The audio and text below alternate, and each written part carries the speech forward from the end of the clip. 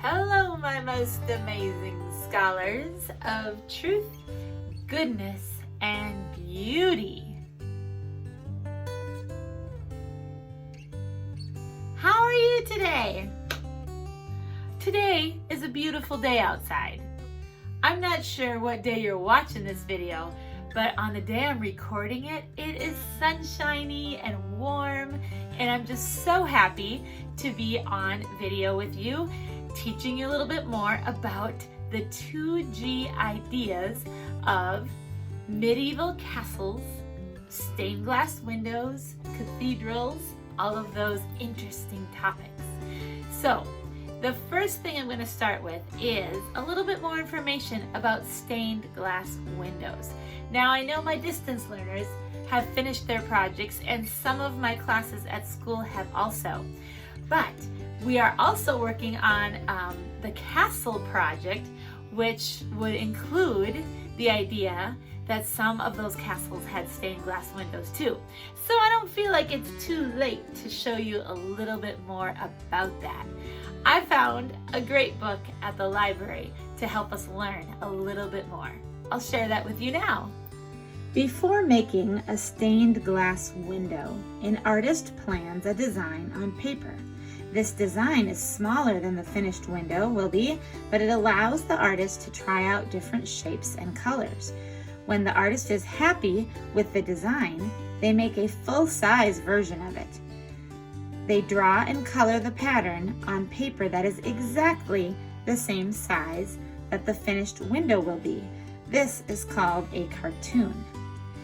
Then the artist uses the cartoon to trace the design onto different pieces of glass. For example, if the window has a yellow sun, the artist traces the sun shape onto a yellow piece of glass. Then they cut out the pieces of glass. At this stage, the artist can paint in extra details, such as the features of a face. These painted pieces of glass are put into a kiln, a special oven, to fix the paint to the glass so that it will not wash off. You can see one of those cartoon type pictures right here. Next, the artist lays out the pieces of cut glass following the pattern in the cartoon. Pieces of lead are then shaped to hold the pieces of glass together. Lead is a metal that is easy to bend and mold, and it does not rust. The glass pieces are inserted into the shaped lead. The lead lines are soldered or melted together. Then the stained glass panel is ready to be fixed into a window frame. This is one of the stained glass windows that's in the New York subway station that welcomes people to the Bronx Zoo. The ancient Greek legend of the 12 labors or dangerous tasks undertaken by the great Hercules has inspired many artists. Patrick Reinchens is one of the most famous stained glass artists of the 20th century. He created this and other colorful stained glass panels of all 12 labors of Hercules. This is Hercules and the boar. A boar is like a really feisty pig with horns. Whoa, look at this one. Many stained glass windows tell stories of the lives of saints. A person was given the title of saint if they were so kind and helpful that they inspired others to believe in God. This stained glass window in Chartres Cathedral in France tells the life story of a saint called Charon. Saint Charon lived about 1,500 years ago. You can read the window a little bit like an upside-down comic strip. Saint Charon's story begins with the two panels at the very bottom row and ends with the curved two in the top row. There's the bottom row right there. The first 4 rows show us scenes from his life and death. The second 5 rows show us how people came to believe that Charon was a saint.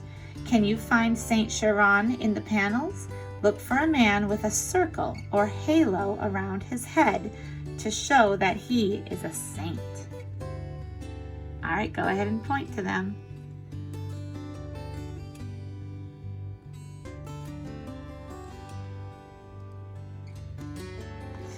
Here's a close-up. It shows the Saint Charon performing a miracle. The horned devil sitting on the cart made a chariot crash during a race. The driver was badly injured. Charon on the left said a prayer that cured the driver. Ooh, this one looks pretty. This window illustrates the famous biblical tale of David and Goliath. It was made by Louis Comfort Tiffany, a famous American painter who made glass art in the 1890s. Tiffany used pieces of glass with swirls of different colors through them to give his windows more interest in texture. The bright modern style of Tiffany glass became very popular during the early 20th century. Wow, look at some of the details there.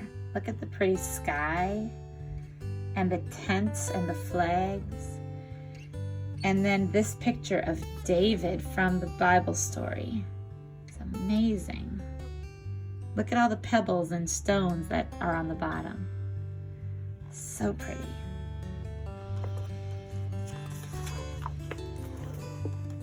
This stained glass window was made to remember the English Civil War. That was in the 1600s. This war was mainly fought to decide who should have the most power in England, Parliament or the King. Many government ministers feared that King Charles, whose wife was Catholic, would force all the English people to be Catholic too. They were also angry that Charles was demanding more and more money to pay for his extravagant lifestyle.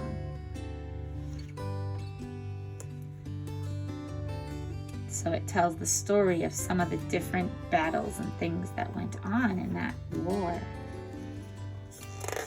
All right, the last one I'm going to show you is a little more modern. The U.S. pilot Charles Lindbergh became famous after an incredible flight he made in 1927 across the Atlantic Ocean.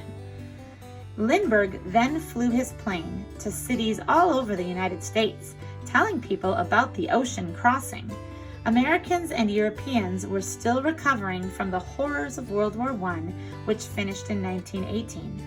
Lindbergh's flight spread hope and also friendship between people. This stained glass window tells the stories of Lindbergh's achievements. It shows him standing proudly in his pilot costume with the words "Goodwill" on a banner behind his head.